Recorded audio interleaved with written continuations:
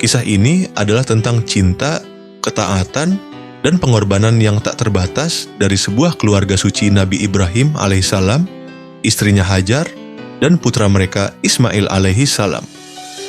Bayangkan 3 lokasi, Mekah yang tandus, Bukit Safa, dan Marwah, serta dataran Mina dan Arafah. Setiap ritual haji yang dilakukan oleh jutaan muslim hari ini adalah pengulangan kembali langkah kaki dan pelajaran dari keluarga suci ini.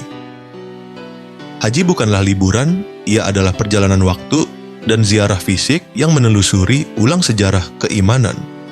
Setelah diperintahkan Allah Subhanahu wa Ta'ala untuk meninggalkan istrinya, Hajar, dan putranya yang masih bayi, Ismail, di lembah Mekah yang tandus, Nabi Ibrahim alaihissalam pun pergi. Stok air dan makanan Hajar habis. Bayi Ismail menangis haus. Dalam keputusasaan dan harapan, Hajar berlari bolak-balik antara 2 bukit kecil, Safa dan Marwah, mencari tanda-tanda air atau pertolongan. Ia berlari 7 kali bolak-balik. Tindakan ini usaha manusia yang tak kenal lelah kini diulangi oleh jamaah haji dalam ritual sa'i. Ketika Hajar kembali ke Ismail, ia terkejut. Di tempat kaki Ismail alaihissalam menghentak-hentak, air muncul dari tanah.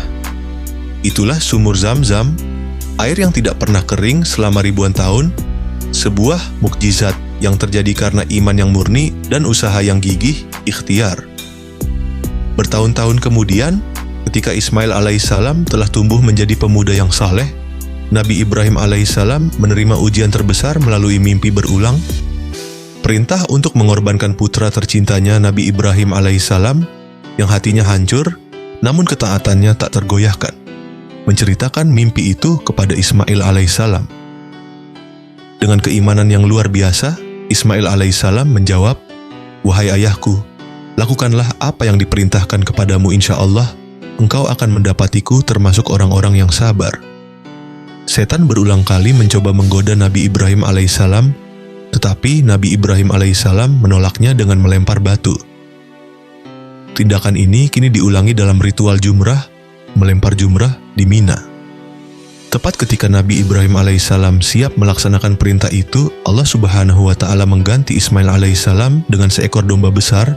Ketaatan mutlak Nabi Ibrahim alaihissalam dan Ismail alaihissalam menjadi inti dari perayaan Idul Adha, simbol kesediaan melepaskan sesuatu yang paling dicintai demi ketaatan kepada Tuhan.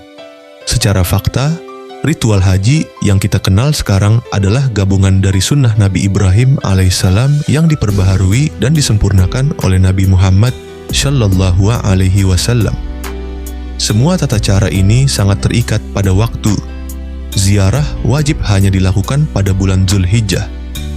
Bahkan ibadah kurban yang melahirkan Idul Adha memiliki aturan pembagian yang ketat, di mana dagingnya harus dibagi menjadi 3. Sepertiga untuk dimakan, sepertiga untuk disedekahkan kepada yang membutuhkan, dan sepertiga untuk dihadiahkan.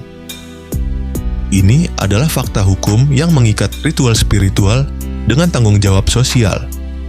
Salah satu fakta yang sangat kuat tentang haji adalah etika yang tercermin dalam pakaian ihram.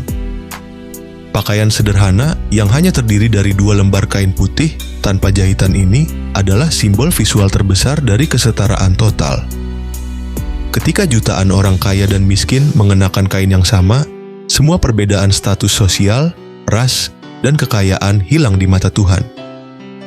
Larangan mencabut rambut, memotong kuku, dan larangan memakai wewangian juga menciptakan keseragaman penampilan, serta mendorong kebersihan dan kesederhanaan dalam skala besar, yang penting untuk pengelolaan kesehatan publik bagi jutaan jamaah.